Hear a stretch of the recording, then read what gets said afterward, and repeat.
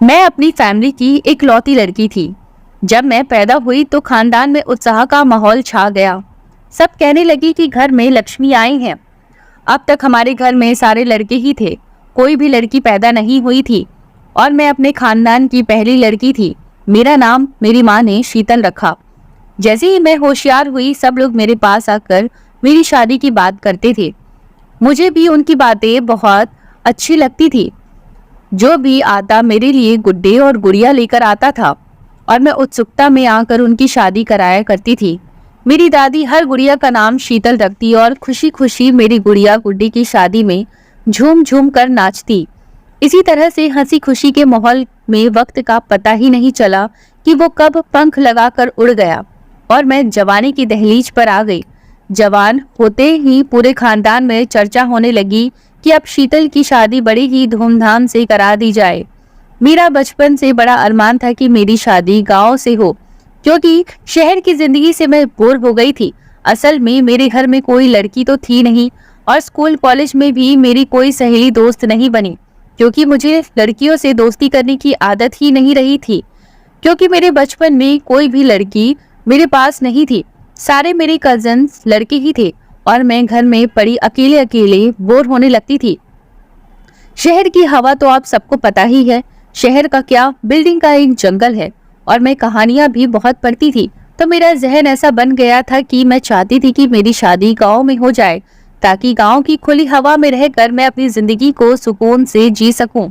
और हाँ, एक और सपना था कि मेरी कोई ना कोई ऐसी हो जिसकी शादी ना हुई हो, ताकि मैं शादी के बाद कम से कम एक दोस्त बना सकूं। मुझे अपनी शादी के इतने अरमान थे। मैं हमेशा से यही चाहती थी कि मैं अपने पति के साथ यहाँ जाऊंगी, वहां जाऊंगी, ये करूंगी, वो करूंगी, और भी बहुत सारे ऐसे अरमान थे जो मैं आपको बता भी नहीं सकती। धीरे धीरे मेरी शादी की बात चली और एक बहुत ही अच्छा रिश्ता हमारी नजर में आ गया। मेरी दादी ने जाकर देखभाल की, मेरे भाइयों और पिताजी ने उस रिश्ते की पूछताछ की। सब कुछ समझ में आने के बाद मेरी शादी के बंधन में बंधने का टाइम आ गया और जैसा मेरा अरमान था कि मेरी शादी गांव में हो, वो पूरा हो गया। और आखिरकार वो दिन भी आ गया जब मैं दुल्हन बनकर शहर से गांव की तरफ आ गई। शादी के कुछ दिन तो बहुत अच्छे गुजरे। हर दिन एक नया उत्साह मेरे अंदर रहता था। रोज ही लगता था कि आज कुछ नया करने को मिलेगा, कहीं नई जगह घूमने को मिलेगा, नया खाने को मिलेगा। और इसी तरह महीने 2 महीने का पता ही नहीं चला। धीरे धीरे मैं उस परिवार के साथ घुल मिल गई, लेकिन जैसे जैसे मैं घुलती गई तो मुझे लगता था कि ये बहुत ही अजीब परिवार है। हालांकि बाकी सब कुछ ठीक था, लेकिन उसके बाद भी घर के अंदर कुछ ऐसी घटनाएं होती थी जिससे मैं हैरान हो जाती थी। मेरी शादी गांव में हुई थी। जब से मेरी शादी हुई थी, मेरी जिंदगी में अजीबोगरीब हादसे हो रहे थे। पहला तो ये था कि मेरा पति शादी के बाद ही विदेश कमाने के लिए चला गया। अब यहाँ मेरी पहचान वाला कोई, मुझे सहारा देने वाला कोई ना था, इसीलिए मैं अपनी मदद अपने आप ही कर रही थी। एक रात की बात है, मैं अकेली अपने कमरे में सोने की तैयारी कर रही थी कि मुझे बाहर से किसी के कदमों की आवाज आई। आवाज इतनी तेज थी कि मेरे दिल में एक डर सा बैठ गया। उसके बाद मुझे बिल्कुल भी नींद नहीं आ रही थी। मेरा दिल जोर जोर से धड़क रहा था। सुबह तक मुझे नींद नहीं आई। बाद में ना जाने कब मेरी आंख लग गई। अभी सोए हुए मुझे 1 घंटा ही हुआ था कि मेरी सासू माँ ने दरवाजा खटखटाया और कहा, बहू क्या अभी तक सो रही हो? उनकी आवाज सुनकर मैं चौंक गई, क्योंकि मुझे अभी 1 घंटा ही हुआ था सोए हुए। मैं अपनी आंखें मलती हुई बाहर आई और मेरी आंखें लाल थी। मेरी आंखों को देखकर मेरी सासू माँ हैरान रह गई। क्या हुआ बेटी, सब ठीक तो है? मैंने रात की सारी बात सासू माँ को बताई कि रात को मैं किसी के कदमों की आवाज सुनकर मैं डर गई थी। बेटी, ये घर ही इतना बड़ा है कि अच्छा खासा इंसान भी डर जाए। तुम ऐसा करना, कल से अपनी ननद के कमरे में उसके साथ ही सो जाना, आखिर वो तेरी बहन जैसी ही है। मुझे सास की ये बात बहुत अजीब लगी, क्योंकि वो अपनी बेटी को बेटी के बदले नंद कह रही थी। इस पर मैंने उनसे कहा, ठीक है माँ जी, मैं कल से टीना दीदी के कमरे में सो जाऊंगी। फिर मैं नाश्ता बनाने लग गई। अभी तक टीना सोई हुई थी। फिर हमने उसे उठाया और हम सब ने मिलकर एक साथ नाश्ता किया।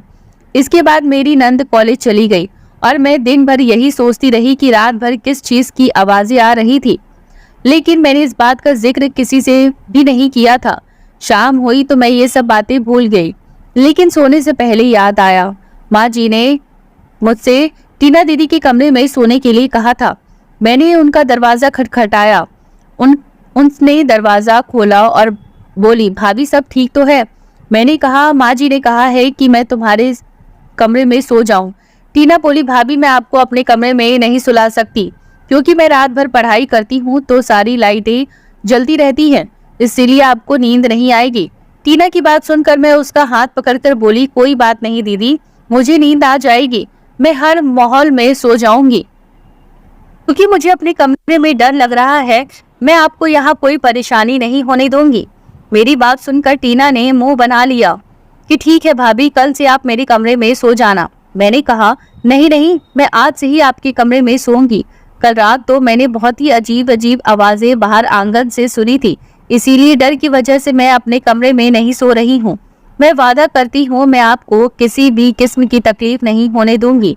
ये कहकर मैं अपने कमरे में चली गई ताकि अपना बिस्तर और कंबल ले आऊं। वापस आई तो टीना ने अपना कमरा बंद कर चुकी थी। मुझे बहुत बुरा लगा। मैं वापस अपने कमरे में आकर सो गई। रात भर वही होता रहा। अजीब सी आवाजें मेरा दिल दहला कर रख देती। अगली सुबह जब मैंने अपनी सास को बताया कि टीना ने मुझे अपने कमरे में सोने नहीं दिया, तो उन्होंने टीना को बहुत डांटा और कहा कि कल से अपनी भाभी को अपने साथ ही सुलाना, मुझे कोई शिकायत नहीं मिलनी चाहिए। अब टीना के पास कोई बहाना नहीं था। जैसे ही रात हुई, मैंने उनके कमरे में अपनी जगह बना ली और कंबल लेकर सो गई। रात का पता नहीं कौन सा पहर था कि टीना को प्यास लग गई। उसने मुझे जगाया और कहा कि भाभी बाहर जाकर जरा मुझे पानी ला दो, मुझे बहुत तेज प्यास लग रही है, मुझे बहुत घुटन महसूस हो रही है। ये बातें सुनकर मैं घबरा गई और कहा कि क्या हुआ टीना, तुमने रात को क्या खाया था? वो बोली, तुम जाओ, जाकर मेरे लिए पानी लेकर आओ। मैं शर्मिंदा होकर उठी और पानी लेने के लिए दरवाजे से बाहर निकल गई। मैंने देखा कि टीना मेरी तरफ गुस्से भरी नजरों से घूर रही थी। मैं पानी लेने के लिए चली गई। जब मैं वापस आई तो दरवाजा अंदर से बंद था। मैं हैरान रह गई। उसने दरवाजा अंदर से लॉक कर लिया था। मैंने दरवाजा खटखटाया पर उसने दरवाजा नहीं खोला। मेरी डर की वजह से जान निकल गई। रात का अंधेरा, ऊपर से घर भी इतना बड़ा था कि मैं एक कमरे से दूसरे कमरे में जाते हुए भी डर लगता था। मैं 15 मिनट तक टीना के कमरे के बाहर ही खड़ी रही थी और उसने दरवाजा नहीं खोला। मैं भागती हुई अपने कमरे की तरफ गई, पर मुझे बहुत डर लग रहा था। मैंने जैसे तैसे करके अपने कमरे की लाइट ऑन की और अच्छी तरह से इधर उधर देखा और अंदर से कुंडी लगाकर अपने बेड पर लेट गई। फिर अचानक से किसी शोर ने मेरी आंख खुल गई। ये बिल्कुल वैसा ही शोर था। इस शोर को सुनते ही डर की वजह से मेरी हालत खराब हो जाती। काफी रात गुजर गई और शोर भी बंद हो गया। अब मैंने राहत की सांस ली। सुबह मेरी आंख खुली। अब मैंने तय कर लिया था कि मैं जानकर ही रहूंगी कि वो मुझे अपने कमरे में सोने क्यों नहीं दे रही। मैंने इस बारे में अपनी सास से कोई शिकायत नहीं की, पर अब मुझसे रहा नहीं गया। मैंने अपनी ननद से पूछ लिया कि वो पलटकर मुझे ही सुनाने लगी। कहने लगी कि भाभी, मैंने कल रात आपको पानी लाने के लिए भेजा, पर उसके बाद न जाने आप कहाँ चली गई। मैं आपका इंतजार करती रही। ये बात सुनकर मैं हैरान रह गई कि लोग कितने मतलबी और झूठे होते हैं, लेकिन हम कर भी क्या सकते हैं। मैं आज भी रात को टीना के कमरे में सो गई। रात को फिर वही तमाशा हुआ। उसने मुझे पानी के लिए जगाया। मैंने उससे वादा लिया कि वह दरवाजा अंदर से बंद नहीं करेगी, मगर उसने फिर से वही हरकत की और दरवाजा अंदर से बंद कर लिया। मुझे फिर से अपने कमरे में जाकर सोना पड़ा। अब मैंने सोच लिया कि अब कल से मैं पानी लेने नहीं जाऊंगी। मैंने अगली सुबह टीना से कोई शिकायत नहीं की। दिन गुजर गया और मैं रात को फिर से उसके कमरे में सो गई। रात के 1:30 बजे उसने मुझे वैसे ही जगाया और बोली, भाभी मुझे घबराहट हो रही है, मेरे लिए पानी ले आओ। पर मैंने अपनी आंखें नहीं खोली।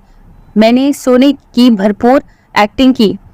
उसने मुझे जगाने की बहुत कोशिश की, पर मैंने आंखें नहीं खोली। वो मुझे बार बार जगाने की कोशिश कर रही थी, पर मैं उठने वालों में से नहीं थी। फिर उसने मुझे तेज आवाज लगाई, पर मैं बिल्कुल भी नहीं जागी। उसको यकीन हो गया कि मैं गहरी नींद में सो चुकी हूँ, तो उसने अपने कमरे की अलमारी खोली जिसकी चाबी उसके पास ही रखी हुई थी। फिर उसने अलमारी से एक पोटली निकाली और एक नज़र मेरी तरफ देखा। फिर अपने कमरे की खिड़की खोली और बाहर छलांग लगा दी। ये देखकर मेरे तो होश उड़ गए हैं। भगवान, यह लड़की रात के समय कहाँ जा रही है? उसको घर की इज्जत का कोई भी ख्याल होना चाहिए था। एक बार तो मेरे दिल ने कहा कि जाकर अपनी सासू माँ को बता दूं कि टीना आधी रात को किसी से मिलने जा रही है। फिर मैंने सोचा कि इसमें हम सब की बदनामी होगी। फिर मैंने सोचा कि पहले मैं खुद ही टीना को समझा कर देखूंगी। मैं बिस्तर पर लेटी हुई थी और खिड़की खुली हुई थी। फिर से वही आवाज़ें आई। मैंने उठकर खिड़की भी नहीं की थी। मैं बहुत डर गई थी। मैं चुपचाप लेटी रही। देखा तो टीना कमरे की खिड़की से दोबारा वापस अंदर आ रही थी। उसने खिड़की और अलमारी बंद कर दी और अलमारी की चाबी अपने पास ही रख ली। मैं तो हैरत के साथ उसकी तरफ देखती रह गई थी, लेकिन यह तो बहुत बहादुर निकली। अब मुझे समझ आया कि टीना मुझे रात को पानी के बहाने कमरे से बाहर क्यों भेजती थी। फिर मुझे एक आइडिया आया कि अगले दिन टीना के कमरे में सोने से पहले मैं उसको सख्ती से मना कर दूंगी कि आधी रात को मुझे पानी के लिए मत जगाया करो। मेरी नींद खराब होती है, इसीलिए मैं आज पहले ही जग में पानी भरकर ले आकर आई और टेबल पर रख दिया। अब उसके पास कोई बहाना नहीं था कि वो मुझे रात को जगाए। रात की उस पहर वह बिस्तर से उठी और अलमारी में झांकने लगी। मैं सोने का ड्रामा कर रही थी। उसने वैसे ही किया, खिड़की खोली और बाहर छलांग लगा दी। मैं हैरानी से देख रही थी। अब मुझसे सब्र नहीं हो रहा था, इसीलिए मैं भी बेड से उठी और टीना की तरह ही मैंने भी खिड़की से बाहर छलांग लगा दी। खिड़की ज्यादा ऊंचाई पर नहीं थी। ये खिड़की घर के पिछवाड़े में खुलती थी। टीना तो तेज रफ्तार से चल रही थी। मैं भी उसके पीछे पीछे चल रही थी, पर मुझे बहुत डर लग रहा था। फिर मैंने सोचा कि मेरी ननद इतनी बहादुर और दिलेर है, फिर मुझे किस बात का डर, जबकि मैं तो सच की तलाश के लिए उसके पीछे जा रही थी। थोड़ी देर बाद टीना ने पीछे मुड़कर देखा, पर भगवान का शुक्र है कि उसकी नजर मुझ पर नहीं पड़ी। यह एक पुराना खंडर सा, शायद कोई कब्रिस्तान था, और टीना वहां अंदर चली गई और जाकर न जाने क्यों वो जमीन पर बैठकर मिट्टी खोदने लग गई। उसे ऐसा करती देख मैं तो उल्टे पैर वापस मुड़कर घर आ गई। फिर मैंने सोचा टीना को कैसे काबू किया जाए। फिर बैठे बैठे मेरे दिमाग में एक और आइडिया आया। मैंने टीना से सारी हकीकत जानना चाहती थी। घर के बाकी सारे दरवाजे बंद होते थे, इसीलिए टीना के आने जाने का रास्ता वो खिड़की ही थी। मैंने उस खिड़की को अंदर से बंद कर दिया और खुद उसके पास बैठ गई। मैंने टीना के आने का इंतजार कर रही थी। तकरीबन 1.5 घंटे के बाद मुझे टीना के आने की आहट हुई। मैं चौकन्नी होकर बैठ गई। टीना ने धीरे से खिड़की खोलने की कोशिश की, पर खिड़की तो अंदर से बंद थी। फिर मैंने उसको अंदर से कहा, टीना, मुझे तेरी हरकत का अंदाजा हो गया है, पर जब तक तुम मुझे पूरी बात नहीं बता दोगी मैं खिड़की नहीं खोलूंगी और तुम तब तक घर से बाहर ही रहोगी। घर वाले तुम्हारे बारे में क्या सोचेंगे, इस बात का अंदाजा तुम खुद ही लगा लो। मेरी बात सुनकर टीना गुस्से में आ गई और कहने लगी, अरे भाभी, तुम पागल हो तो नहीं हो? जल्दी से खिड़की खोल लो और मुझे अंदर आने दो। जल्दी करो भाभी, अब खिड़की खोल दो। टीना की जल्दबाजी बता रही थी कि वह बहुत डर गई थी। मैंने साफ साफ मना कर दिया कि जब तक तुम मुझे पूरा सच नहीं बताती मैं खिड़की नहीं खोलूंगी। फिर वो बोली, भाभी, एक बार खिड़की खोल तो दो, मैं अंदर आपको सारी बात बता दूंगी। अब वो मुझे से मिन्नतें करने लगी। फिर मैंने उसको अपनी कसम देकर खिड़की खोल दी और कहा कि सारी बात सच सच बताना। जब टीना अंदर दाखिल हुई तो वह मुझे गुस्से से देखने लग गई और मुझसे बोली, भाभी, भगवान से डर खाओ, मेरे ऊपर शक करोगी आप? मैं भगवान से डरती हूँ। मुझे अपने परिवार की इज्जत बहुत प्यारी है। मैं कोई गलत काम करने नहीं गई थी। यह कहते हुए टीना अलमारी की तरफ बढ़ी। जो पोटली उसके हाथ में थी वो देखने के लिए मैंने उसके हाथों से वो पोटली छीन ली और कहा कि पहले मुझे ये सारी बातें बताओ, नहीं तो मैं माँ जी को सब कुछ सच सच बता दूंगी। मेरी धमकी देने से वो बहुत डर गई। अच्छा बैठो भाभी, मैं आपको सारी बातें बताती हूँ। ये कहानी उस वक्त शुरू हुई जब मेडिकल कॉलेज में मेरा पहला दिन था। वहाँ कुछ लड़कों ने मुझे तंग करने की कोशिश की थी। मैं बहुत डर गई थी। बस यही मासूमियत जमींदार के बेटे को पसंद आ गई थी और वो मेरे पीछे ही पड़ गया था। मैंने उससे जान छुड़ाने की बहुत कोशिश की, पर वो नहीं माना। एक दिन उसने मिन्नतें करने लग गई कि वो भगवान के वास्ते मेरा पीछा छोड़ दे। मुझे अपने घर की इज्जत का बहुत ख्याल है। लेकिन वो नहीं माना और कहने लगा कि मैं पीछा छोड़ दूंगा, लेकिन इससे पहले मेरे साथ एक मुलाकात करनी होगी ताकि वह मुझे अपनी मोहब्बत का इजहार कर सके। उसने कहा कि अगर मैं अच्छा नहीं लगा तो मुझे मना कर देना, फिर मैं दोबारा कभी तुम्हें परेशान नहीं करूंगा।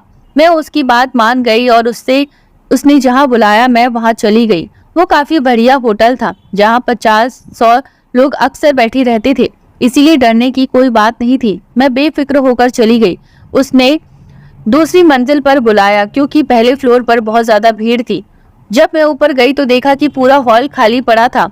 मुझे डर सा महसूस हुआ। मैंने कहा कि कहाँ लेकर आए हो तुम मुझे? यहाँ तो कोई भी नहीं है। सारा हॉल बुक करवा लिया क्या? उसने हमें हाँ में सिर हिला दिया और शैतानी भरी मुस्कुराहट उसके चेहरे पर आ गई।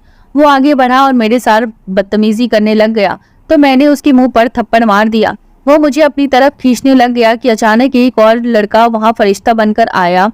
उसने मुझे उस जमींदार के बेटे से बचाया। मैं उसकी शुक्रगुजार हूँ। जमींदार की लड़की की नीयत का पता चलते ही मेरी आंखों में आंसू आ गए। उसने मेरे साथ इतनी घटिया हरकत की। उसके बाद फिर मैं घर आ गई। 4-5 दिन बाद मुझे पता लगा कि वह दूसरा लड़का भी हमारे ही कॉलेज का था। उसको जमींदार की लड़की की हरकत का पता था, इसीलिए उसने हमारा पीछा किया था। उस लड़की का नाम रितेश था।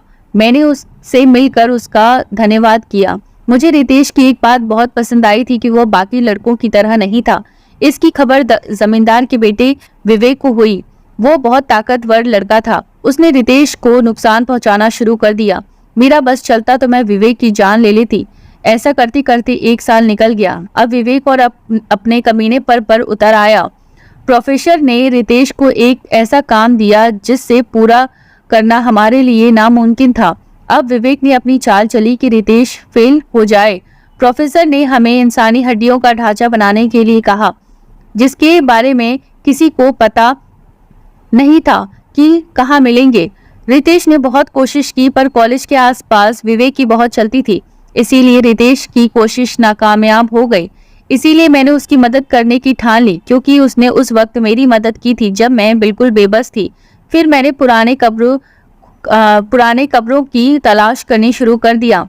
किसी ने बताया कि कब्रिस्तान में इंसानी हड्डियां मिल जाती हैं, इसीलिए मैं दिन में तो यह काम नहीं कर सकती थी और फिर मैं दिन में वह जगह देखकर आती थी और रात को वहां जाती थी। आज कुछ आखिरी चीजें रह गई थी जो मुझे पूरी करनी थी। अभी सारा कुछ पूरा हो गया है। उसने खुशी के साथ मुझे अपनी पोटली खोलकर दिखाई तो मैं भी देखकर हैरान रह गई और हम दोनों अपने बिस्तर पर लेट गए। उसने मुझसे वादा लिया कि यह बात किसी को नहीं बताऊं। अपनी नाते की पढ़ाई पूरी करने के बाद मैंने अपनी कोशिशों से उसकी शादी रितेश के साथ करवा दी, क्योंकि जो लोग सच्ची मोहब्बत करते हैं उनके रास्ते में नहीं आना चाहिए। मेरी इस कोशिश से मेरे पति ने भी पूरा साथ दिया और हमने मिलकर दोनों की शादी करवा दी। रितेश और टीना दोनों अपनी जिंदगी में आज बहुत खुश हैं। दोस्तों, उम्मीद करती हूँ आपको हमारी कहानी पसंद आई होगी। कहानी पसंद आई तो वीडियो को लाइक करें और इस चैनल को भी सब्सक्राइब करें। धन्यवाद।